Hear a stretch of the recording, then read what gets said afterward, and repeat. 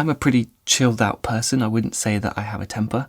And so I think that's why this stood out to me so much, because it's one of the few times when I can remember feeling so angry that I could feel it in my veins. I could feel the blood pressure almost. It was, So let me set the scene for what happened. A little while ago, I get an email from a clothing brand, and I do a bit of research, and they look like a really solid, ethical brand. So I talk to Alexa, who works with me on logistics for most of my projects, and she replies to their email with me in CC so I can follow the whole conversation. In our email, we pitched the idea of making a commercial for the brand, along with a behind-the-scenes video for this YouTube channel.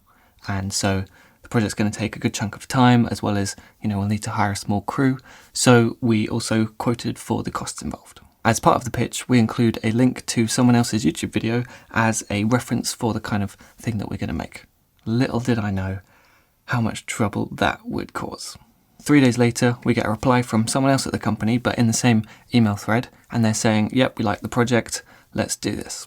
They ask us to reduce the budget a little bit and say they can make up the difference with clothing from their brand, which is fair enough for me. I'm cool with that. So there are now just two things that need to happen before the project can officially start. I need to get their products in my hand so that I can make sure it's as good as it seems.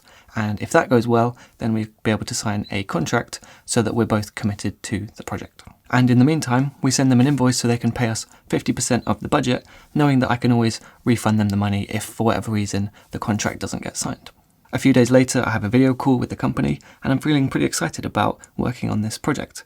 Then the clothing arrives and it's even better than I was expecting, so I'm definitely happy to go forward with this project. Then the 50% payment comes through.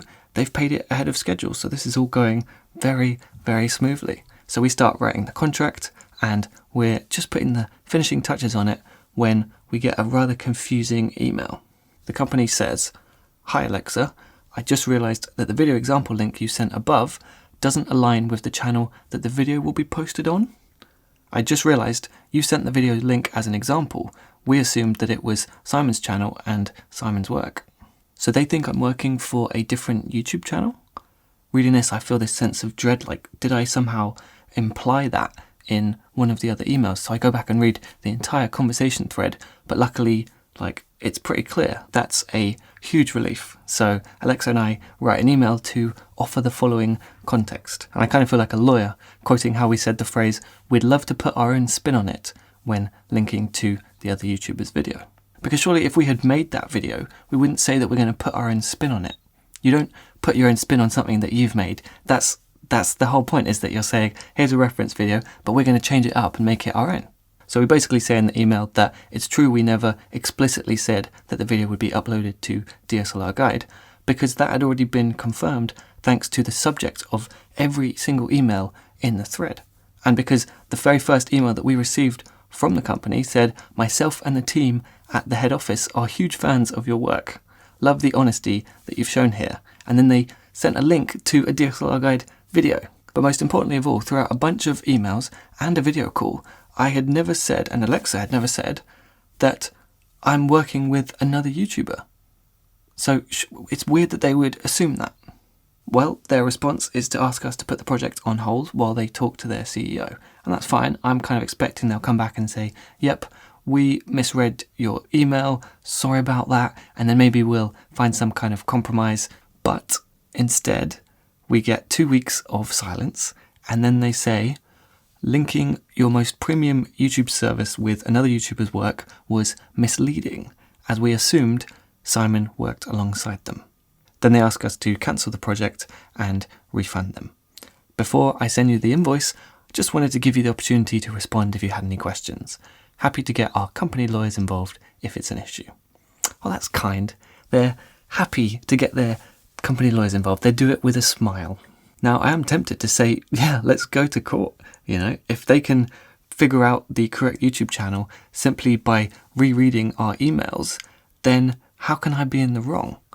But of course, the reality of the court system is complicated and boring and expensive.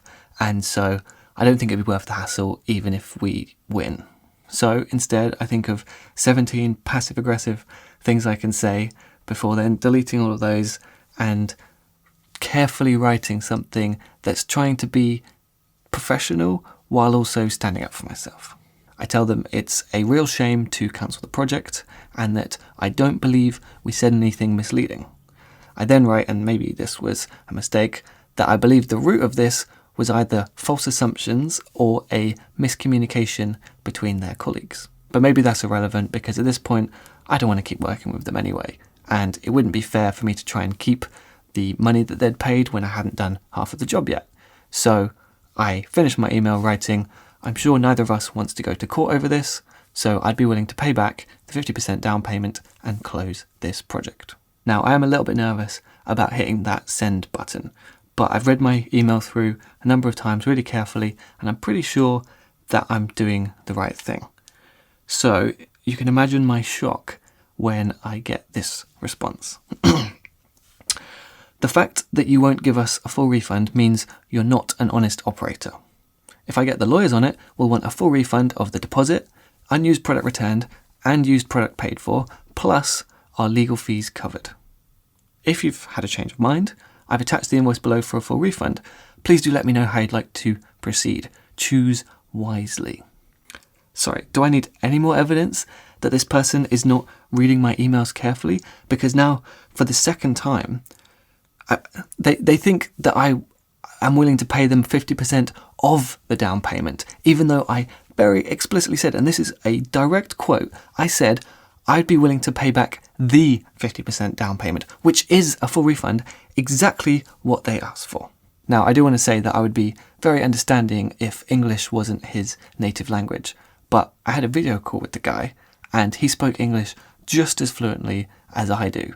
So it was so frustrating when he says, we're a company. We have lawyers that handle legal disputes day in and out. I guess he really meant it when he said that they're happy to get the lawyers involved. This email really ruined my day, and I know it shouldn't have, but it just made me so angry that they'd misread my email after a whole problem that was caused by, I think, them misreading my email. But apparently I was taking their generosity for granted because they weren't going to try and take back the clothes that they'd sent me. If the project had fizzled out for creative reasons or just any legitimate reason, sometimes projects don't work out and you put a bit of time in, that's fine. But this all could have been avoided. We could have stopped after just one email if they had read that very first email that we sent or reread their own first email that they sent to us starting this entire conversation. All of that time and hassle could have been avoided because the project wouldn't have moved any further. So I write another email. And because the guy has really kind of thrown his weight around and kind of feels like he's trying to intimidate me, this time it's actually much easier to stay professional. And so I write that I'm sorry to say I think there's been another misunderstanding. In my last email, I said I'd be willing to pay back the 50% down payment, which is a full refund. I had already agreed that sending you a full refund is the fairest way to go. I will make sure the refund is paid within 14 days. Thank you for letting us keep the product and for explaining your point of view. And you know what they say to that? Thanks for the update. No apology and just some details about the invoice, and then basically I pay them back and move on with my life. So I've gone back and forth wondering, should I make this video at all? When all I want is to be done with this whole situation and never think about it again. But I think it's worth it for the sake of transparency. If you're a freelancer, I'm sure you will have come across some nightmare clients or maybe a boss at work. So my takeaway from this is that it's worth really spelling things out sometimes. You can repeat yourself a little bit, summarize previous conversations just to make sure that everyone's definitely on the same page and that there's no room for people to assume the wrong things. Obviously we can only do our best and you can't protect yourself from every kind of thing. So another takeaway is, hey, sometimes projects don't work out and it's going to be frustrating, but that's the way it goes. So yeah, I hope this has been useful or interesting to you in some kind of way. And thank you for watching. So yeah, I will see you next time.